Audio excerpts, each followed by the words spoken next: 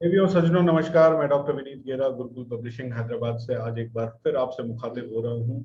और आज जिस शख्सियत से मैं आपका परिचय कराने जा रहा हूँ is not only a dynamic personality but a dynamite personality, जिन्होंने एक किताब लिखी है wisdom of excellence. Doctor Abhishek Srivastava ji Bihar के रहने वाले हैं, पटना के, और उनकी इस किताब को बहुत सराहा है बहुत सारी अलग अलग हस्तियों ने, जिनमें से कुछ के नाम आप लेता हूं जिन्हें तो शायद आप भी जानते होंगे। खान सर ने बहुत अप्रिशिएट किया इन बुक को। खान सर किसी परिचय का मोहताज नहीं है। और इसी तरह सुपर 30 के, जिनके एक मूवी भी बनी थी ऋतिक रोशन की, आनंद जी, उन्होंने भी बहुत सराहा इस किताब को। और ऐसे ही बहुत बड़ी बड़ी शख्सियत ने इनकी किताब को सराहा है, इसकी प्रशंसा की है, अप्रिसिएशन किया है। तो मैं स्वागत करना चाहूंगा डॉक्टर अभिषेक श्रीवास्तव जी। अभिषेक जी, बहुत बहुत स्वागत है आपका। तो सबसे पहले तो आप अपने बारे में विस्तार से बताइए, फिर उसके बाद किताब के बारे में चर्चा करेंगे। Thank you so much, sir. First and foremost, I would like to take this opportunity to express my eternal thanks to Vineet Gera sir, Dr. Vineet Gera sir. मुझे याद है सर, पहली मुलाकात हमारी हुई थी जब आपके ट्रेनिंग प्रोग्राम में मैं आया था। तो मेरे को फेसबुक से मैं जब स्क्रॉल कर रहा था तो मेरे को आपका एक ऐड दिखा था। मैंने क्लिक किया, रजिस्ट्रेशन किया और अगले दिन मैं पहुंच गया। आपका 2.5 घंटे का जो सेशन था, मुझे याद है आपने माइंड को पूरा ओपन कर दिया। क्यों बुक लिखना चाहिए, बुक लिखने से क्या बेनिफिट्स होते हैं, खासकर दूसरों की लाइफ में। बुक लिखने से आपकी अपनी पर्सनल ब्रांडिंग क्या हो सकती है, प्लस बुक लिखने से आपका पर्सनल सेटिस्फेक्शन किस लेवल का रहेगा। बहुत सारी चीजें आपने बताई, क्यों लिखना चाहिए, कैसे लिखना चाहिए, टेबल ऑफ कंटेंट्स कैसे डिजाइन करने चाहिए, क्या आपका यूनिक सिग्नेचर स्ट्रेंथ है जो कि आप बुक में डालोगे तो लोग उसको अप्रिशिएट करेंगे। तो सबसे पहले sir, big big thanks to you. मुझे लगता है कि सर, अगर आपसे मेरी मुलाकात नहीं होती तो आज जिस लेवल पे मैं पहुंच चुका हूं उस लेवल पे मैं कभी नहीं पहुंच सकता था। ये फैक्ट है सर, क्योंकि बुक लिखने के पहले और बुक लिखने के बाद मेरी लाइफ में बहुत चेंजेज आए हैं। मेरी ब्रांडिंग एक अलग लेवल की हो गई है। बहुत लोग मुझे जानते पहचानते हैं, लोग पर्सनली रिस्पॉन्ड करते हैं। और ये सब कुछ हो पाया है सर, वो जो आपने ट्रेनिंग दिया था उसकी ही बदौलत। अगर मैं आपसे नहीं मिलता और आपने समझाया नहीं होता तो मैं बुक कभी नहीं लिखता। ये मैं किसी किताब से नहीं बोल रहा हूँ, मैं अपने दिल से आपके लिए बोल रहा हूँ। तो सबसे बहुत पहले सर बहुत आपको धन्यवाद, बहुत बहुत थैंक यू। थैंक पहली यू चीज सो तो ये मच। सर। और इनफैक्ट अभिषेक जी, मेरा सौभाग्य कि आपसे मुलाकात करने का वहां पे मौका मिला। शायद 2019 की ये बात है कि जब पटना में और रांची में मेरा वर्कशॉप था, तो आपसे मुलाकात हुई थी। और बहुत अच्छा लगा था मुझे जान के कि आप बहुत सारी किताबें पढ़ने में भी बहुत इंटरेस्ट रखते हैं। और आपके घर में आपकी एक पर्सनल लाइब्रेरी है जिसमें बहुत सारी बुक्स हैं जिनको आप पढ़ते हैं, जिनके आप नोट्स लेते रहते हैं। Close to 800, close to 800, 800 books, good. Close to 800। तो चलिए जी, अब हम आपकी किताब की तरफ बढ़ते हैं। विजडम ऑफ एक्सीलेंस, क्यों ये टाइटल आपने सोचा, कैसे आपके जहन में आया कि मुझे यही पर्टिकुलर किताब लिखनी चाहिए? देखिए, मेरे खुद के जीवन में बहुत उतार चढ़ाव रहे, बहुत सारे फीलिंग्स रहे। There was a time in my life कि जब मैं खुद भी सोचता था कि मैं आत्महत्या कर लूं। बहुत पुरानी बात आपको बता रहा हूँ, तकरीबन जब मैं क्लास 11th-12th में था। उसके बाद जब मैं ग्रेजुएशन की पढ़ाई कर रहा था, बहुत ज्यादा डिप्रेशन था। धीरे धीरे मैं अपने आप को उससे निकाल पाया। बेसिकली बुक्स की जो दुनिया में मैं गया और बुक्स में जो सिखाया गया उसको मैंने करना शुरू किया, तो मुझे रिजल्ट्स मिलने शुरू हुए। उसके बाद मेरा अपना भी एक्सपीरियंसेस था। तो कहीं ना कहीं somewhere at the back of my mind, in the corner of my heart somewhere, मुझे ऐसा लगता था कि मेरे अंदर एक राइटर छुपा हुआ है, मेरे अंदर एक ऑथर छुपा हुआ है। तो जैसा कि मैंने बताया आपको कि मैं आपसे मिला था, तो आपने उसको जगा दिया। अगर आप नहीं मिलते तो मैं फिर से बोल रहा हूँ, वो संभव ही नहीं था कि मैं इस किताब के बारे में सोचता भी। क्योंकि मुझे आज तो बहुत सारे लोग ऑनलाइन एड्स रन करा रहे हैं और कह रहे हैं कि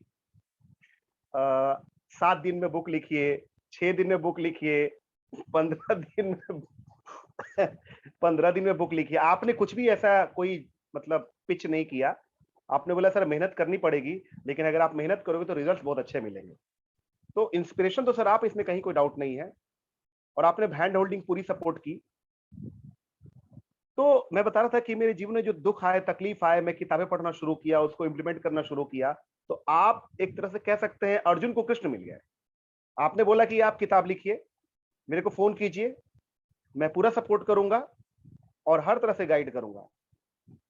मैं लग गया पीछे, फिर बीच-बीच में मैं आपसे कॉल करता था, क्योंकि मैं लिखने में प्रॉब्लम मुझे हो रहा था। तो आप बार-बार मेरी काउंसलिंग करते थे, मेरे को मेंटोरिंग करते थे मेरी कोचिंग करते थे और मुझे समझाते थे कि अभिषेक जी देखिए, समय तो लगेगा लेकिन बहुत अच्छी चीज़ होगी, मेहनत कीजिए, परिश्रम कीजिए और लगे रहिएगा तो बुक हो जाएगी और अपनी कृति को आगे बढ़ाइए, अपने क्रिएशन को आगे बढ़ाइए।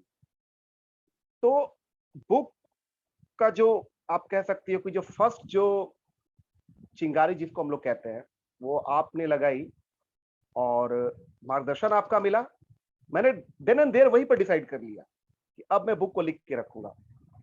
तो सबसे पहले मेरे जो कोर टॉपिक्स थे जिस पर मेरी एक्सपर्टीज़ है, मैंने उसको एक पेपर पे लिख लिया कि मेरे विषय क्या है, जिसमें मुझे बहुत अधिक जानकारी है, जिसके लिए मैं पैशनेट हूँ।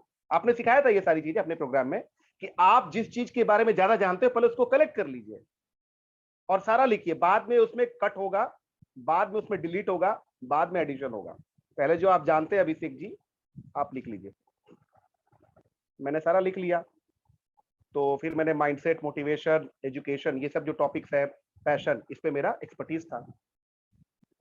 तो मैंने लिखना स्टार्ट किया और लिखते-लिखते मैं अचानक एक स्टेट ऑफ फ्लो में आ गया।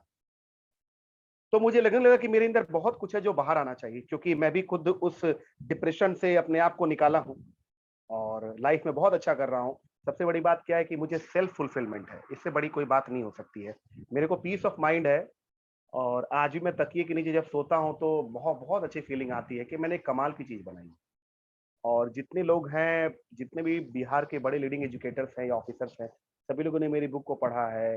कुछ लोगों ने 3-4 चैप्टर्स पढ़े, कुछ लोगों ने 10 लाइन पढ़ा और बहुत मेरे को थैंक्स कहा है। तो ये मेरे लिए बहुत मैटर करता है और सारी चीज़ों को मैंने रखा इस तरीके से बिल्कुल ही प्रैक्टिकली मैंने कोशिश किया, चूँकि मैं एक प्रैक्टिकल आदमी हूँ। अगर किसी किताब में थ्योरी अधिक होगी तो लोग उसको बहुत कम बिलीव करेंगे, लोग ज़्यादा उस पे विश्वास नहीं करेंगे। तो जो मैंने उसमें टिप्स शेयर किए हैं, जो टेक्निक शेयर किए हैं उसमें, जो स्ट्रैटेजीज़ बताई है, जो कॉन्सेप्ट बताया है, जो प्रिंसिपल्स बताया है, वो किसी भी एक इंसान के लिए काफ़ी लाभदायक हो सकता है। तो मैंने उसी समय सोच लिया कि ये बुक मैं डिज़ाइन करूँगा और जब बुक डिज़ाइन करने के दौरान जहाँ कहीं भी मुझे प्रॉब्लम आ रही थी, मैंने आपको कॉल किया। ऑफ कोर्स वर्किंग आवर में, मंडे टू सैटरडे के जो आपका वर्किंग आवर है, मैंने कॉल किया और आपने अच्छे तरीके से सारी चीज़ें समझाई। और मैंने बोला भी कि सर इस बुक में तकरीबन मुझे तो मात्र 165 पेज के आसपास दिख रहे हैं, आपका क्या कहना है? तो आपने बोला कि नहीं सर ये बुक काफ़ी है, अभी आप फिर अगली बुक निकालिए। तो मेरी अगली बुक भी आप ही पब्लिश कर रहे हैं। तो अगर आप उस समय नहीं समझाते तो मैं लिखता चला जाता। मतलब डेफिनिटली आपको एक कोच की ज़रूरत होती ही है, ये तो मैं हर जगह कहता ही हूँ। पर मुझे नहीं लगा था कि मुझे इतना अच्छा कोच मिल जाएगा और आपने इतने अच्छे तरीके से मतलब सारी चीज़ें करके रखी। और उससे मैं आपसे तकरीबन 2-3 साल से मैं एसोसिएटेड हूँ सर। मैं एक बात ज़रूर कहना चाहूँगा जो मुझे बहुत पसंद है, आप इतने क्लियर हैं ना अपने विज़न और अपने पूरे प्रोफ़ेशनल एथिक्स को लेके, जो आप नहीं कीजिएगा तो आप तुरंत मना ही कर दीजिए कि नहीं हम करेंगे ही नहीं। और जो आप कीजिएगा तो बोलिएगा कि मैंने कई बार कोशिश किया कि अलग-अलग क्वेश्चंस के ज़रिए आपसे कमिटमेंट ले लूँ, लेकिन आपने बहुत काफ़ी इंटेलिजेंट निकले आप अपने वही मतलब कमिट किया, वही प्रॉमिस किया जो आप डिलीवर कर सकते थे। कितनी बार मैंने कोशिश किया कि इधर का क्वेश्चन पूछ के कैसे भी हाँ निकलवा लूँ, लेकिन नहीं। आपने ये सोचा कि नहीं, जो मेरा गाइडलाइन्स है या जो मैं कोशिश करता था कि ये भी ज़िम्मेदारी आप ले लें, ये भी ज़िम्मेदारी, लेकिन आपने कहा कि नहीं सर, हम लोग ये चीज़ करते हैं, हम लोग ऐसे-ऐसे करते हैं सर, उसी के अकॉर्डिंगली सर हम लोग करेंगे। ये मुझे अब तक की सबसे अच्छी क्वालिटी आपकी लगी है। जी, बिल्कुल ठीक कहा आपने। और as a publisher, as a coach, हम सबकी कहीं न कहीं ये ज़िम्मेवारी बनती है कि जो लोग भी हमारे साथ जुड़े हैं एज़ अ मेंटी, तो हम उनकी उनके लिए बेस्ट करें। बट साथ ही साथ ये भी ज़िम्मेवारी होती है कि ओवर कमिट ना करें, जो काम ऐसा जो आप नहीं कर सकते। हाँ, सो हमेशा ये बेहतर होता है कि आप उसको स्पष्ट एक सॉफ्ट नो बोल दें कि जी ये मेरे से नहीं हो पाएगा। तो मेरी पॉलिसी बड़ी क्लियर रहती है, जो मैं कर सकता हूँ मैं बहुत-बहुत बड़े अच्छे से बोलता हूँ, डंके की चोट पे बोलता हूँ, हाँ जी मैं कर सकता हूँ। जो नहीं कर सकता तो हाथ जोड़ के क्षमा मांग लेते हैं कि जी ये हमारे पास का काम नहीं है। चलिए, बहुत सारे लोग हैं जो डॉक्टर अभिषेक के साथ यूट्यूब पे भी जुड़े हैं, बहुत सारे लोग हैं जो आपके साथ अलग अलग सोशल मीडिया से जुड़े हुए हैं और बहुत अच्छा लगता है देख के कि आज आप लोगों की जिंदगी में बदलाव का कारण बन रहे हैं। बहुत हाँ सारे सर, हाँ सर स्कूल्स जी, हाँ सर, कॉलेजेस में इसमें आप कोई डाउट जाते नहीं, हैं, इसमें कोई डाउट नहीं। बहुत सारे लोग आपको अप्रिशिएट करते हैं, वहाँ के स्टूडेंट्स, वहाँ के प्रोफेसर्स। आपकी किताब में एक बहुत इंपॉर्टेंट चीज थी, how to conquer your fears. जो डर है अंदर, उसको कैसे कॉन्कर किया जाए। और ये हर स्टेज पे होता है, ये स्टूडेंट की लाइफ में भी होता है, ये कॉर्पोरेट वर्किंग प्रोफेशनल की लाइफ में भी होता है, ये एक एंटरप्रेन्योर की लाइफ में भी होता है, भले वो इसको रिकॉग्नाइज करें या ना करें, लेकिन ये होता है। अब इसको कैसे कॉन्कर किया जाए, कैसे पार पाया जाए, कुछ 3 क्विक टिप्स अगर आप दे सके तो बहुत अच्छा होगा हमारे दर्शकों के लिए। सबसे पहली चीज ये है कि ये हम सभी लोग एक्सेप्ट करें कि फियर होता है, ठीक है।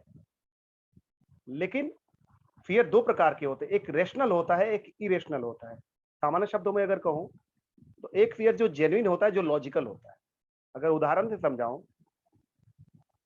तो मेरे को बाईपास पार करना है, तो मैं अगर आंख बंद करके पार करूंगा तो मेरे को डर लगेगा ही। आंख बंद करके मैं बाईपास रोड क्रॉस कर रहा हूं, एनएच क्रॉस कर रहा हूं, ये लॉजिकल फियर है, वो तो आपको लगेगा ही। एक फियर होता है imaginative. 99% of the things that we fear never happen in life. जिस चीज के बारे में हम डरते अधिक हैं वो कभी नहीं होता। अलग अलग लेवल पे अलग अलग फियर होते हैं, लेकिन देखिए फियर को कॉन्कर करने का 2-3 मैं बहुत अच्छा सा तरीका बताता हूं। सबसे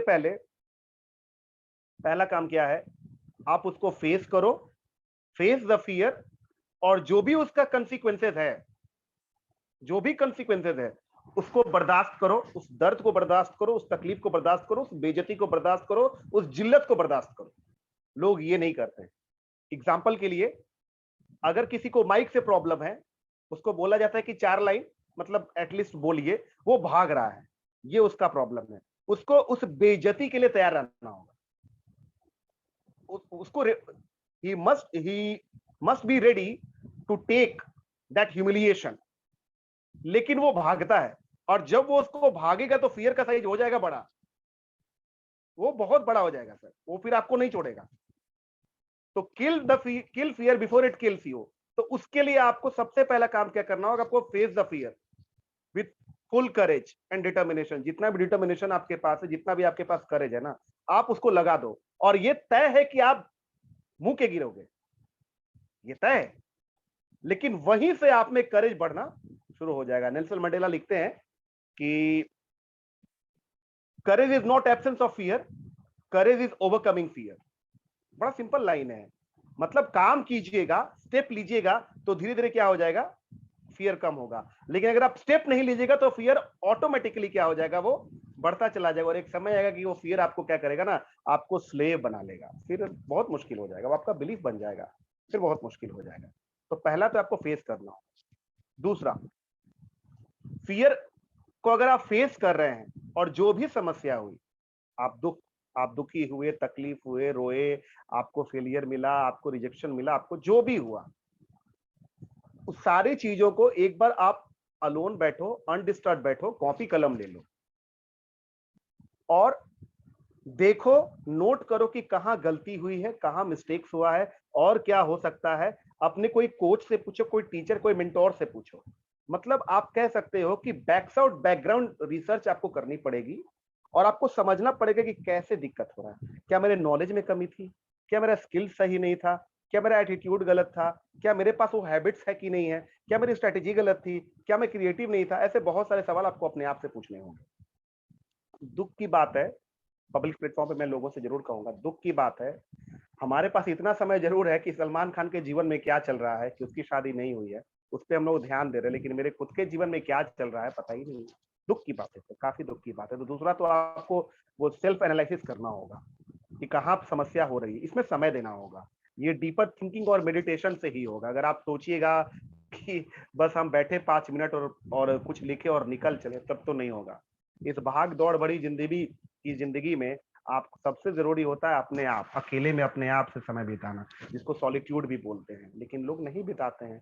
पता नहीं, लोग शायद बिजी हैं, क्या कहें। तो दूसरा स्टेप ये, तीसरा और सबसे आसान स्टेप है कि जिस भी फील्ड में आप काम कर रहे हैं, या पर्सनल लाइफ में कुछ काम कर रहे हैं या प्रोफेशनल लाइफ में कुछ काम कर रहे हैं, छोटा छोटा छोटा छोटा चैलेंजेस लगातार लेते रहिए। एग्जाम्पल के लिए कि अगर अगर मैं टीचर, स्कूल टीचर हूं और मेरे को पढ़ाना है, एक चैप्टर आ गया क्लॉज, या एक चैप्टर आ गया नरेशन, डायरेक्ट इनडायरेक्ट स्पीच, अब मेरे को वो पढ़ाना है। तो मेरे को तो नहीं आता है पढ़ाने, मैं बनाना जानता हूं, पढ़ाना तो जानता नहीं हूं, क्योंकि आंसर बनाना जरूर आसान होता है लेकिन पढ़ाना बहुत मुश्किल होता है। ठीक है ना, राइटर बनना बहुत आसान है मुझे जैसा लगता है, लेकिन ऑथर कोच बनना बहुत मुश्किल है। ठीक है, ऑथर कोच बनना बहुत मुश्किल है। सभी लोग सोचते हैं कि मैं एक बुक लिख दूंगा तो और मैं एक ऑथर कोच बन जाऊंगा, पता नहीं, मुझे नहीं लगता कि ये सही है, अनलेस एंड अनटिल आपका टीचिंग का या ऐसा कुछ बैकग्राउंड रहा है, यानी ऐसा कोई एक्सपीरियंस रहा है कि जैसे आपका एक लंबा एक्सपीरियंस है तो आप बहुत अच्छे, बहुत शानदार कोच है। तो वही चीज है। अब जैसे मैंने क्या किया, मैं टीचर हूं, मैंने सोचा कि क्या रूटीन बना सकता हूं मैं, क्या नर्सरी से लेकर क्लास 12 का, जो कि एक चैलेंजिंग टास्क होता है, रूटीन बनाने में बहुत माथापच्ची करना पड़ता है। तो मैंने डर से उसको नहीं लिया कि छोड़ो मैं नहीं बनाऊंगा, मैं मना कर देता हूँ, ये हमारी गलती है। हमें खुद से बढ़ के चैलेंज लेना चाहिए, क्योंकि सिर्फ चैलेंजेज ही बड़ी ग्रोथ देंगे। अगर देखिए, बहुत सिंपल सा स्टेटमेंट है, हर कोई अगर IAS IPS सर बन जाता तो गली गली घर घर में IAS IPS हो रहे होते, है ना सर। मेरे मोहल्ले में आप अगर अपने मोहल्ले में नजर उठा के देखिएगा, या मेरे कॉलोनी में, मेरे रिलेशन में दूर दूर तक कोई IAS IPS नहीं है। बहुत लोग तैयारी की लेकिन कहाँ कोई बन पाया, उस लेवल पे नहीं जा सके। तो यही चीज होता है, थर्ड स्टेप होता है, अपने से थोड़ा सा बड़ा बड़ा चैलेंज लेते रहिए जिस भी फील्ड में आप हैं, तो वो बहुत बेहतर होगा। जैसे मैं हमेशा अपने आप को चैलेंज करता हूँ। ये दूसरी बुक, पहली किताब मैंने लिखी आपके गाइडेंस में लगभग 37,500 वर्ड्स की है, दूसरी किताब लगभग 50,000 वर्ड्स की चली गई है। तो कैसे हो गई मुझे खुद ही नहीं समझ में आ रहा है। मतलब पहले पहले बुक लिखने में तो मैं, पहली बुक में मुझे बहुत ज्यादा मेहनत लगा, दूसरी बुक से थोड़ा कम लगा, ये तो सच है। लेकिन मैंने अपने आप को चैलेंज किया कि नहीं, मैं चैलेंज करके देखता हूँ। पहले मैं अंग्रेजी अच्छे से नहीं बोल पाता था स्टेज पे, बहुत पुरानी बात मैं आपको बता रहा हूँ, ये जब मैं क्लास 12th में था तब की बात बता रहा हूँ। I was totally unable to speak even a single word in front of the audience, और आज वही पब्लिक स्पीकिंग से मैं पैसे कमा रहा हूँ। तो मैं समझ गया कि नहीं, मुझे तो करना ही पड़ेगा। तो ये 3 तरीका है, अगर इसको समराइज करूँ तो आप कहेंगे कि पहला स्टेज होता है कि फेस कर लो, दूसरा होता है सेल्फ एनालिसिस कर लो, और तीसरा होता है कि लगातार छोटा छोटा छोटा छोटा जब चैलेंजेस आप लेना शुरू करोगे तो एक टाइम आने के बाद आप कॉन्फिडेंट होते चले जाओगे। जी बिल्कुल, बहुत अच्छे और बहुत सरल शब्दों में आपने समझाया कि किसी भी डर को हम कैसे काबू पा सकते हैं। और बहुत अच्छी बात आपने कही कि जितना डर से भागेंगे डर का साइज बड़ा हो जाएगा, जितना उसके नजदीक आएंगे, जितना उसको फेस करेंगे, उतना ही हम डर को किल करते जाएंगे, उसको छोटा करते जाएंगे, खत्म करते जाएंगे। बहुत बढ़िया, बहुत बढ़िया। अच्छा, एक एक और सवाल आपकी ही किताब से, विजडम ऑफ एक्सीलेंस से, वहां पे आपने जिक्र किया है मोटिवेशन का, और मोटिवेशन में भी आप बात कर रहे हैं साइंटिफिक मोटिवेशन। तो अब ये साइंटिफिक मोटिवेशन क्या है और कैसे काम करता है? बहुत शानदार सवाल आपने पूछा है, बहुत मतलब बहुत शानदार सवाल आपने पूछा है। देखिए, मैंने बहुत सारे स्पीकर्स को सुना है, इंटरनेशनल लेवल के स्पीकर्स हैं, नेशनल लेवल के हैं, हर एक लेवल के हैं। आपको भी मैंने सब, आपको भी सुना है मैंने, बीइंग एन ऑथर कोच। कुछ ऐसे लोग होते हैं, देखिए होता क्या है ना सर, कि मोटिवेशन के पीछे एक साइंस है। मोटिवेशन आपके माइंड को ट्रांसफॉर्म करता है, थोड़ी देर के लिए आपके माइंड को इम्पैक्ट करेगा वो, क्योंकि वो वर्ड्स कॉन्स्टेंटली अगर आपके माइंड में जा रहे हो, अगर आप अलाउ कर रहे हो, और खासकर उसके लिए अगर आप पेमेंट करके आए हो, अगर फीस पे किए हो ना वो एकदम जरूरी चीज है, तो माइंड थोड़ी देर के लिए डिस्टर्ब कर देता है। लेकिन सवाल ये है कि जैसे मैंने आपको 4 पंक्ति कही, मुश्किलें दिल से इरादों को आजमाती हैं, ख्वाबों के पर्दे निगाहों से हटाती हैं, हिम्मत ना हार गिर के मुसाफिर, क्योंकि ठोकरें इंसान को चलना सिखाती हैं। इस पे तालियां कमाल की बजती है, ऐसे चीजों पे। ऐसे मेरे पास बहुत सारे ऐसे कोटेशन है। और बिहार में तो खासकर, अगर आप की हिंदी में अगर आपकी शायरी बहुत अच्छी है ना, अगर आप बहुत अच्छी शायरी बोल लेते हो हिंदी में, तो लोगों को लगता है कि ये बहुत अच्छा स्पीकर है, बल्कि मैं इससे सहमत नहीं हूँ। वैसा होता सर तो अगर 200 शायरी आप याद कर लो, बैठ चले जाओ स्टेज पे, लाखों रुपए कमा लो बिहार से। वो प्रैक्टिकली पॉसिबल ऐसा नहीं होता है। कुछ ऐसे लोग कहानियां भी सुनाते हैं, खरगोश की, कछुआ की, है ना, या फिर कुछ और ऐसी कहानियां। कहानियों का थोड़ा अच्छा रिस्पॉन्स आता है, क्योंकि कहानियां का जो इम्पैक्ट होता है डीप और लॉन्ग होता है, deep and long lasting impact होता है। लेकिन कुछ ऐसे स्पीकर्स हैं, जैसे मैं जरूर नाम लेना चाहूंगा, मैं बड़ा उनको आइडियलाइज करता हूँ, मिस्टर संतोष नायर जी। संतोष नायर जी जो चलाते हैं smart training and consultancy services. मैंने अपने पूरे करियर में, टीचिंग करियर में, मैं पीछे पीछे टीचर रहा 10 साल, अभी मोटिवेशन के लाइन में पिछले 4 साल से हूँ। मैंने वैसा स्पीकर आज तक नहीं देखा सर, क्योंकि वो स्पीकर ऐसे हैं, उन्होंने अपने हर एक प्रोग्राम में हमेशा सॉल्यूशंस की बात की, और हमेशा ऐसा नहीं हो कि किसी को मोटिवेट करके छोड़ दिया हो। सेम डे उनके ट्रेनिंग में आप, सेम डे से आपका ट्रेनिंग का इंस्टॉलेशन हो जाएगा, हैबिट्स का इंस्टॉलेशन, सारी चीजें वहीं पर शुरू हो जाएंगी। जैसे आप मिले मेरे को, तो आपने मुझे बताया, मुझे याद है, आपने एक टेक्निक बताई, मैंने क्वेश्चन किया कि सर बुक तो ठीक है सर, जैसे आप सिखा रहे हैं कि मिलने के लिए जाओ, जाइएगा अभिषेक जी, तो आप लोग बुक दीजिएगा। तो मैंने आपको कहा कि सर मिलने में अगर मेरा कम्युनिकेशन अच्छा हो, अगर हम अच्छे कपड़े पहने और सर अपना विजिटिंग कार्ड दे दे, तो क्या दिक्कत है सर? मैं अगर अच्छा से बात तो कर सकता हूँ ना, मेरे पास तो अच्छी इंग्लिश की नॉलेज है, मेरा स्किल्स अच्छा है, मेरे पास सोर्स और पैरवी भी है। तो आपने बड़ा अच्छा जवाब दिया, अच्छा विजिटिंग कार्ड रखा है कोई? तो आपने विजिटिंग कार्ड मंगाया, और आपने बोला कि देखिए लोग ऐसे भी करते हैं, विजिटिंग कार्ड लोग नहीं रखते क्योंकि लोगों को बल्कि लगता है, लोग फोटो खींच लेते हैं और बोलते ठीक है, हम फिर आपको कॉल करते हैं। लेकिन अगर आपकी बुक रहेगी तो लोग बिठाएंगे, चाय भी पिलाएंगे, आपकी रिस्पेक्ट भी करेंगे, और इस तरह से आपकी फोटो खींच के वो नहीं रखता है, क्योंकि बुक आप उनको दीजिएगा। तो ये एक प्रैक्टिकल सॉल्यूशन हुआ ना सर। तो ये मैं भी यही करता हूँ अपने मोटिवेशनल प्रोग्राम्स में। मेरे पास भी कलेक्शन ऑफ कोट्स है, मेरे पास भी कलेक्शन ऑफ शायरीज है, मेरे पास भी कलेक्शन ऑफ स्टोरीज है, बहुत सारी मोटिवेशनल स्टोरीज है। लेकिन मैं ये बताता हूँ कि आप करें क्या। अगर हेलीकॉप्टर को उड़ाने के लिए मैंने आपको मोटिवेट कर दिया कि गिरा जी आप हेलीकॉप्टर उड़ा सकते हैं, आप इसके पहले कार चलाए हो, आप बाइक चलाए हो, आप जेसीबी चलाए, हेलीकॉप्टर भी आप आराम से उड़ा लोगे, आपको अच्छा लगेगा, यू फील मोटिवेटेड। लेकिन अब जब तक मैं आपको उसका एसओपी नहीं दूंगा, जब तक मैं आपको उसको ट्रेनिंग नहीं कराऊंगा, आप कैसे उड़ाइएगा सर? तो ज्यादातर प्रॉब्लम ये होता है, ज्यादातर लोग ऐसा मोटिवेशन का प्रोग्राम देते हैं जहां पर ऑफकोर्स लोगों को थोड़ा मोटिवेशन तो मिलता है, लेकिन फिर लोग क्या करते हैं, वो भूल जाते हैं, और जो जिनकी लाइफ जहां रहती है वही रह जाती है, और वो स्पीकर पैसा कमा के ऊपर निकल जाता है। मुझे इससे नफरत है, मैं इसको बिल्कुल पसंद नहीं करता। मुझे ऐसा लगता है कि आपका प्रोग्राम ठीक है, उसमें बहुत सारा शोर शराबा हो, सारी चीजें हो, लेकिन आप उसमें सॉल्यूशंस बताते, जैसे विवेक बिंद्रा जी हैं, उनका भी अच्छा है, उन्होंने सॉल्यूशंस बताते हैं। ऐसे स्पीकर हमको पसंद है जो सॉल्यूशंस बताते हैं। कहानी बताइए, आप कोट्स बताओ, शायरी बताओ, बहुत अच्छी चीज है। लेकिन यार उन लोगों को जो आए बड़ा उम्मीद से आए हैं, और इस सोच से होना चाहिए प्रोग्राम में कि ये मेरा फर्स्ट और लास्ट प्रोग्राम हो मेरे लिसनर के लिए, मेरी ऑडियंस के लिए, और यार मेरी ऑडियंस को दोबारा मेरे जैसे किसी स्पीकर की जरूरत ना पड़े, वो खुद ही अपना गाइड बन जाए।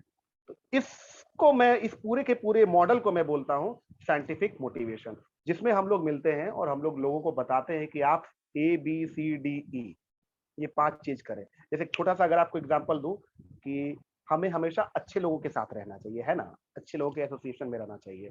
तो कैसे इसको प्रैक्टिकली करेंगे? मान लीजिए आप शादी पार्टी में गए, किसी सोशल गेट टुगेदर में गए, 2-4 आदमी आपस में कुछ वैसी लैंग्वेज यूज कर रहे हैं, या नीतीश सरकार या मोदी सरकार है, अलग अलग वैसी चीजें कॉन्वर्सेशन दे रहे हैं, या किसी को बुरा भला कह रहे हैं, और अगर आप वहां खड़े हैं तो हो सकता है कि आप अचानक वहां से निकले, तो हो सकता है कि वो सोचे कि चला गया, क्या इसको बुरा लगा, तो आप बोलिए, अचानक से आप वहां पर बोलिए, अच्छा मैं इंपॉर्टेंट कॉल करके आता हूँ यार, एक मिस्ड कॉल रह गया, तो आप वहां से निकल जाइए। सिंपल सी चीज है। लेकिन अगर आप वहां रहिएगा तो उसमें पार्टिसिपेट कीजिएगा तो परेशानी हो जाएगी। तो ये हो गया प्रैक्टिकल सॉल्यूशन कि यहाँ पर आप ऐसा एक छोटा सा बहाना कीजिए कि मेरे को कॉल मिस हो गया भाई, हम मैं कॉल करके आता, तो फिर वहां से आप साइड हो जाइए, तो बड़ा अच्छा चीज है, उनको भी बुरा नहीं लगेगा और आपका भी काम हो जाएगा। तो इस तरीके से चीजें हम लोग सॉल्यूशंस पर अगर बात करें तो ज्यादा बेहतर हो सकेगा, तब सोसाइटी में ज्यादा बदलाव आएगा। तो मेरा साइंटिफिक मोटिवेशन का मॉडल यही है सर। बहुत बढ़िया, बहुत बढ़िया। और बहुत अच्छी बात आपने कही कि मोटिवेशन का तब तक कोई फायदा ही नहीं है जब तक उस पर एक्शन ना हो, और सामने वाले के लिए, ऑडियंस के लिए आप रिजल्ट प्रोड्यूस ना कर पाओ, तो वो महज फिर जबानी जमा खर्च है। That's it. गुड। आपके बहुत प्रोग्राम में 25% मोटिवेशन था और 75% आपने टेक्निक्स और टिप्स बताए। आपने ये भी बताया था, मुझे याद है सर, मुझे सारी चीजें याद है आपने जो सिखाया। मेरा ये पता नहीं भगवान ने कुछ बना के भेजा है, मेरे से कोई भी बड़ा आदमी जिसको हम पसंद करते हैं, जो जो मुझे लगता है कि बहुत ज्ञानी है, एक बार में हम सब याद कर लेते हैं। एक ही बार हमको लगता है किस इंसान ने मुझे क्या सिखाया है, आनंद जी ने क्या सिखाया है, खान सर ने क्या, मुझे को सारा याद है। हालांकि मैं नोट्स भी बनाता हूँ, स्टिल मुझे सारा चीज याद है। आपने भी बोला था कि देखिए अभिषेक जी, ये जो आप बुक है ना, ये डिग्री से बड़ी चीज होती है। डिग्री तो चलिए पीजी एमए लोग कर रहे हैं, लेकिन ये डिग्री से बहुत बड़ी चीज है। मेरे माइंड में हिट किया यार, बात तो सही है यार, डिग्री तो सबको ही ले लेता है, लेकिन ऑथर बनना बहुत। और आप ही ने मुझे, जब मेरी बुक आ गई थी, तो आप ही ने मुझे बोला कि सर जितने लोगों से आप पर्सनली मिल सकते हैं आप मिलिए, और आप सीधा बोलिए कि मैं ऑथर हूँ, मैं मिलना चाहता हूँ, वही काफी है आपके लिए। और डेफिनेटली सर, आपने जैसा बताया बिल्कुल रिजल्ट्स वैसे मिले। आज एक बिहार प्रतिभा सम्मान, बिहार उत्कृष्टता सम्मान, अभी पीछे भी एक मेरा अवार्ड सेरेमनी था, लेकिन मैं ही बिजी था, मैं नहीं जा सका। बाद में मुझे बैकएंड से पता चला कि वहां में मुझे सम्मानित करने के लिए बुलाया गया था। वो विटिलिगो डे था, वर्ल्ड विटिलिगो डे था। बिहार के स्वास्थ्य मंत्री श्री मंगल पांडे जी, जिनसे मेरा पर्सनल एसोसिएशन है, वो वहां पर आए थे। तो बाद में मुझे पता चला, सारे लोगों ने बोला कि आपको सम्मानित करने के लिए भी बुलाया गया था। हम बोले कि यार ऐसे भी मैं नहीं आता, मैं थोड़ा बिजी था। तो ये चीजें हैं, लोग जानने लगे हैं, लोग पहचानने लगे हैं, लोग इन्वाइट करने लगे हैं। तो अच्छा लगता है सर जब आपके एफर्ट्स को लोग रिकॉग्नाइज करते हैं। आज मेरी बुक को सर विकास अयोर जी आईपीएस है, अनंत जी, उसके बाद सागर सिन्हा जी, अमित महेश्वरी, सभी लोग अच्छे लेवल के लोग, लीडर्स अपने अपने फील्ड के, वो लोग फॉरवर्ड कर रहे हैं। और आनंद सर तो बहुत ज्यादा ही पर्सनली जुड़े हुए हैं, बोले कि अभिषेक जी आपके लिए कोई दिक्कत नहीं, आप जो बोलिए सब हम कर देंगे, कोई कहीं कोई इशू नहीं है। तो बड़ी बात है सर हमारे लिए, उतने बड़े वो लीडर है अपनी फील्ड के, बहुत बड़े लीडर है, इसमें कोई डाउट नहीं है। बायोपिक बनना आसान बात नहीं है सर, किसी के लाइफ में बायोपिक बनना आसान बात नहीं है। उतना बड़ा स्टार बना रहा है, ऋतिक रोशन बना रहा है। तो ये चीजें हैं, लेकिन ये चीजें तभी हो सकती है सर जब आपके जैसा कोई भी ऑथर कोच, मतलब मैं ये नहीं कह रहा हूँ कि सिर्फ विनीत गेरा जी, विनीत गेरा तो एक नाम है ना, एक वो तो एक वो कह लीजिए कि हर इस देश को बहुत सारे से विनीत गेरा की जरूरत है, जो अपने प्रोग्राम में ऑथर का जो कैसे उसको डेवलप करना ऑथर को, और क्या क्या बताना है कि ऑथर को ऑथर समझ सके। क्योंकि एक खाली सिर्फ मोटिवेशन अगर आप दे दीजिएगा तो वो काम नहीं, वो बात नहीं बनेगी। 70% उसमें आपने रियल लाइफ के बारे में बताया, और बताया कि ABCD अगर आप ऐसे ऐसे करोगे तो कमाल का सर, कमाल का रिजल्ट मुझे मिला। ये है। दो चीज और ऐड करना चाहूंगा कि मेहनत बहुत करनी पड़ती है सर। आप जो रास्ता बताते हैं उसमें मेहनत बहुत करना पड़ता है, आसान नहीं है सर, आसान बिल्कुल नहीं है, मतलब क्या कहें, बिल्कुल ही आसान नहीं है। और दूसरी चीज जो मुझे लगता है जो हम दोनों का कॉमन है, वो हम लोग का इंटेंट। इंटेंट का मतलब होता है नियत। नियत बहुत अच्छी होनी सर बहुत जरूरी है। अगर आप किसी से को पढ़ा रहे हो, किसी को सिखा रहे हो, आपने सर कभी ये नहीं किया कि अपने फायदे के लिए, ज्यादातर लोग यही करते हैं, गलत कभी कुछ बताया हो कि पहले पैसा मांग लिया, उसके बाद फोन कॉल्स रिसीव नहीं कर रहे हैं, उसके बाद मतलब काफी सिचुएशन ट्रेजिक है सर। लोग बोल तो देते हैं, बहुत सारे ऐसे पब्लिशर है जिन्होंने मुझे अप्रोच किया, लेकिन फिर भी मैंने आपसे क्यों आगे तक रिलेशनशिप रखना चाहता हूँ, क्योंकि एक ट्रस्ट बना हुआ है। मेरे को भरोसा है कि आप कभी भी गलत एडवाइस नहीं दे सकते हो, कभी नहीं दे सकते हो। ये बहुत कम ऐसे लोग हैं, तो I am really thankful to you from the bottom of my heart. Thank you, thank you, thank you so much. वैसे तो अभिषेक जी आपसे बात करना इतना अच्छा लगता है, इतना इंटरेस्टिंग है कि पता नहीं बात करते ही जाएं, करते ही जाएं, करते ही जाएं, खत्म ही ना हो। और ज्ञान आपके पास इतना है कि भंडार भरा हुआ है, लेकिन समय की मर्यादा का भी हमें ध्यान रखना होगा। तो चलते चलते क्या ऐसे 5 टेक अवेज हैं जो विजडम ऑफ एक्सीलेंस से एक रीडर को मिल सकते हैं? सबसे पहला टेक अवे है सर कि आप अगर ये सोचते हैं कि मैं दुख में हूं और मुझे आगे दुख ना हो, तो आप बेवकूफ हैं। पहला टेक अवे ये है कि आप, दुख तो आएगा ही आएगा, problem is a sign of life, it will keep coming. Depend करता है हम हैंडल कैसे करते हैं, और हैंडल करने के लिए उसका एक विजडम है। तो उस बुक में वही विजडम बताया गया है, कैसे आप प्रॉब्लम को हैंडल कर सकते हैं। दूसरी चीज, एक उसमें मैंने और चैप्टर ऐड किया है, पर्सनैलिटी को कैसे अच्छा करें। आमतौर पर लोग समझते हैं कि मेरा हेयर कटिंग बहुत अच्छा होगा, मेरा शर्ट बहुत अच्छा होगा, महंगे शर्ट होंगे, महंगी घड़ी होगी, तो मेरी पर्सनैलिटी बहुत अच्छी होगी। ये एक मिथ है सर। जैसे अगर हम लोग महात्मा गांधी जी की बात करें, तो जो मैंने देखा, जो मैंने समझा उनको अब तक अपनी जिंदगी में, मैं बड़ा ही पसंद करता हूँ उनको सर। तो धोती वोती में ही रहते थे, कभी वैसा गेटअप में वो रहे नहीं। तो गांधी जी तो अपने आप में एक पर्सनैलिटी है। अगर आप अब्दुल कलाम जी को देखेंगे, जैसे किसी भी लीडर को आप देखेंगे, लाल बहादुर शास्त्री जी को आप देखेंगे, आप उस्ताद बिस्मिल्लाह खान जी को देखेंगे जो शहनाई मतलब बजाते थे, नाम बहुत नाम कमाया हमारे देश के लिए।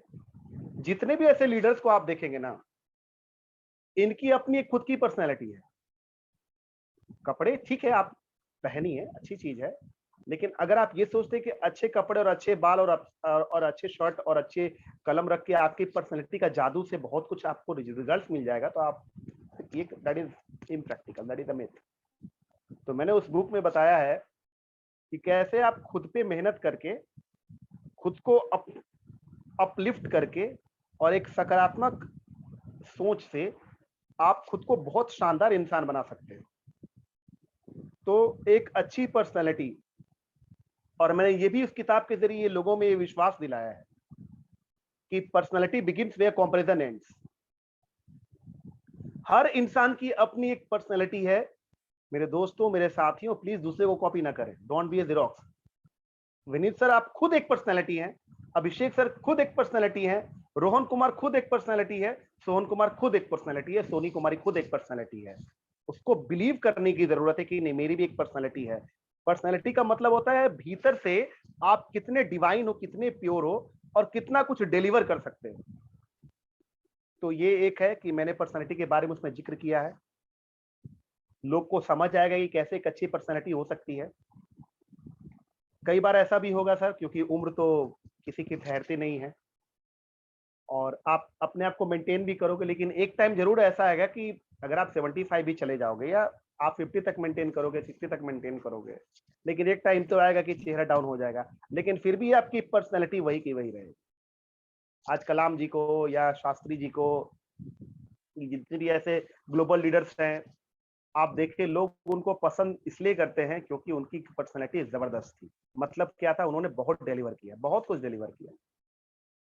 तो ये चीज है। तीसरी बात मैंने बताई है कि आप पैशन को कैसे डिस्कवर कर सकते हैं। अगर मान लीजिए कि आप वो काम कर रहे हैं जिस काम में आपका मन नहीं लग रहा है, तो क्रिएटिविटी का सवाल ही नहीं है। और क्रिएटिविटी का सवाल नहीं है तो सक्सेस नहीं मिलेगी। Only passionate believes can create miracles. तो पैशन को कैसे डिस्कवर करें, तो उसमें मैंने कुछ ऐसे एक्सरसाइजेस दिए हैं, कुछ क्वेश्चंस दिए हैं, और उस क्वेश्चंस को अगर कोई भी इंसान आंसर करेगा तो उसको समझ में आ जाएगा कि क्या पैशन मेरा कहाँ है। जैसे छोटा सा एक क्वेश्चन मैंने उसमें दिया है, why do you get out of bed every day in the morning.